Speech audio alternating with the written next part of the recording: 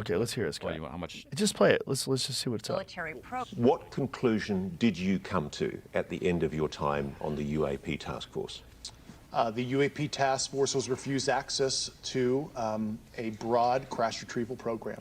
Plenty of current and former senior intelligence officers that came to me, many of which I knew almost my whole career, that confided in me they were a part of a program. They told me, based on their oral testimony, and they provided me documents and other proof, that there was, in fact, a program that the UAP task force was not read into. The entire American public has been lied to for decades. Yeah, there's a sophisticated disinformation campaign targeting the U.S. populace, which is extremely unethical and immoral. You are saying to the human race, for the first time, an official, we are not alone.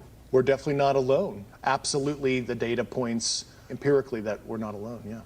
Do we have bodies? Do we have species of Well, non-human? naturally, when you recover something that's either landed or crashed, sometimes you encounter dead pilots. And believe it or not, as fantastical as that sounds, it's true.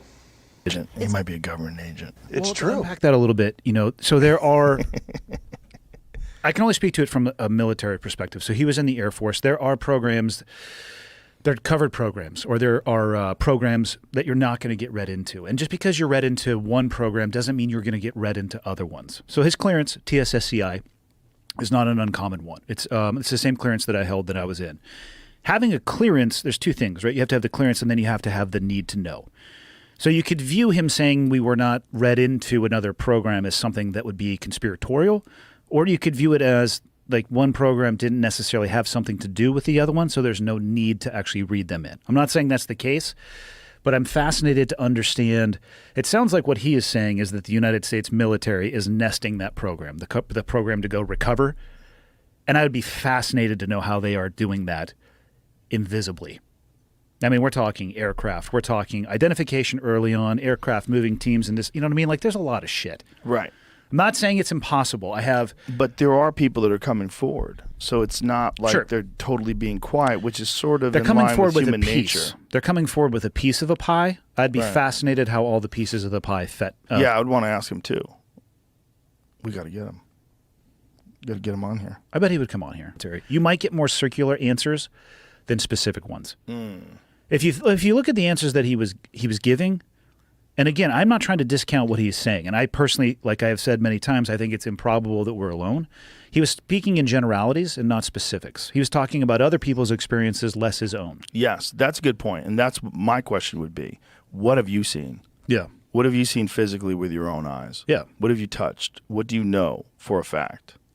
And again, I'm not saying he hasn't had those experiences, but I would ask those same questions as well. And it's just from my understanding of how the military will compartmentalize, as all organizations who actually want to keep information, or at least delay the release of information. Compartmentalization is not a novel concept.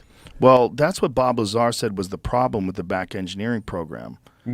He said that science can't exist like that in a vacuum, and the propulsion experts were not allowed to talk to the metallurgists. The metallurgy experts were not allowed to talk to the biology experts. He said if they really did have physical bodies, the people that were working on the propulsion system had no knowledge of that, weren't allowed to talk about it. But there was all chatter. Everyone would talk about things, and apparently there was some sort of a debriefing they gave them, and in that debriefing he said it was so nuts.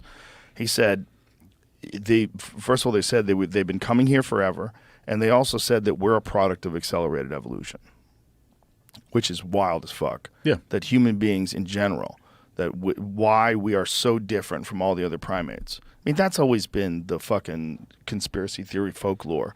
That's the fun one, is that they came down. That's the Anunnaki that came down here and messed around with lower primate DNA and did something to it to create a human being. It's true. I'm here for it.